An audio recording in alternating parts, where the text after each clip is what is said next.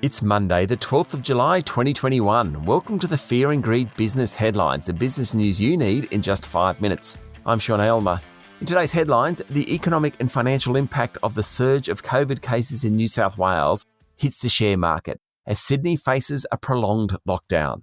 Plus, Wall Street hits record highs as confidence returns to the biggest economy in the world.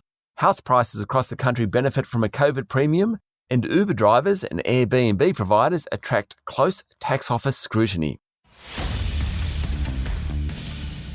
Our lead story today, Sydney is heading for a much longer lockdown as the number of new community cases over the weekend surged, with many of them in the community while infectious. There were cases spreading through apartment blocks via tradies on worksites and in new areas of Sydney and beyond. Premier Gladys Berejiklian warned that today's numbers are likely to be more than 100. Other states are introducing hard borders with New South Wales, including Victoria, which shut its border last night. Over the weekend, the government rolled out a new advertising campaign to try and overcome vaccine hesitancy. Australia's vaccination rate is well below many other developed economies. Last night, the Prime Minister, Scott Morrison, held a phone hookup with Ms Berejiklian to discuss the joint financial assistance package for the state. AMP Capital's Shane Oliver said the lockdown was costing about $1 billion per week, but the longer it goes, the more expensive it becomes. A new Deloitte Access Economics report shows that it will take Sydney and Melbourne CBDs 4 years to fully recover. The banks have started reintroducing home loan deferrals for businesses and home loan customers, but their share prices have already started falling. New South Wales is at a tipping point, and that means the economy is at a tipping point. Every Australian needs to do the right thing, and hopefully the virus can be contained. Hopefully. In overseas news, all three major indices on Wall Street closed at record highs over the weekend. The fears about the latest wave of the Delta variant of coronavirus were swamped by optimism about the upcoming earnings season that starts this week.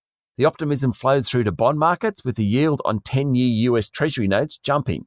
It's all a bit complicated, but bond yields up means investors are more confident. US President Joe Biden is getting frustrated with cyber attacks out of Russia, and over the weekend called his counterpart Vladimir Putin and warned that if Moscow didn't do something about them, the US would start treating them as national security threats. That would lead to far greater repercussions than criminal acts. There's been a string of ransomware attacks recently that's hurt energy and food security in the US. And Sir Richard Branson this morning succeeded in his attempt to complete the world's first private spaceflight, reaching an altitude of 88 kilometres over the New Mexico desert. That's high enough to experience weightlessness and see the curvature of the Earth. In the end, he beat his rival Amazon's Jeff Bezos by about a week. Locally, COVID-19 has triggered the surge in house prices across the country, and Sydney buyers will have to spend $125,000 more to purchase a property, according to modelling from KPMG. The COVID premium in Canberra is $67,000, Brisbane is $60,000 and Melbourne is $35,000, according to a report in the Financial Review.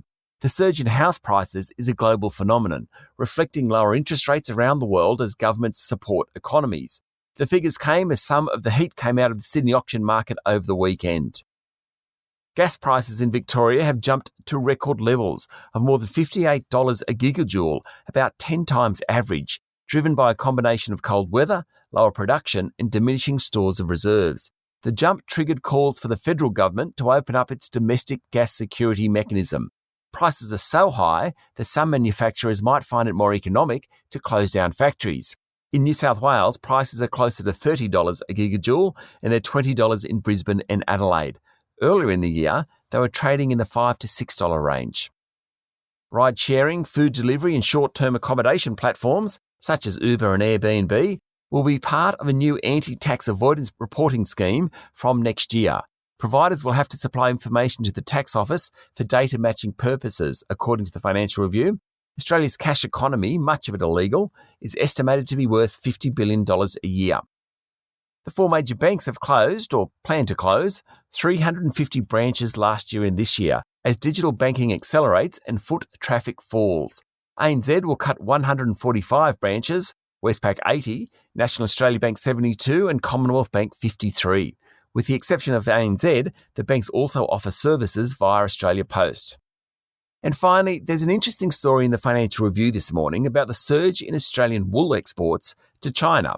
Beijing has lifted its quota on duty-free wool imports by 5% to 38,000 tonnes and now accounts for 90% of offshore sales. The next largest market is Italy, which accounts for just 3%. Wool prices are up 65% since their bottom in September last year. That's the Fear and Greed business headlines for today. Make sure you hit follow so you get it every morning. And if you'd like more detail and more stories, search for our longer daily podcast called Fear and Greed. We also release a daily interview. Today we're talking to Peter Switzer, the founder of Switzer Financial Services, about how to make money on the stock market. I'll be back later with the afternoon market report. I'm Sean Aylmer. Have a great day.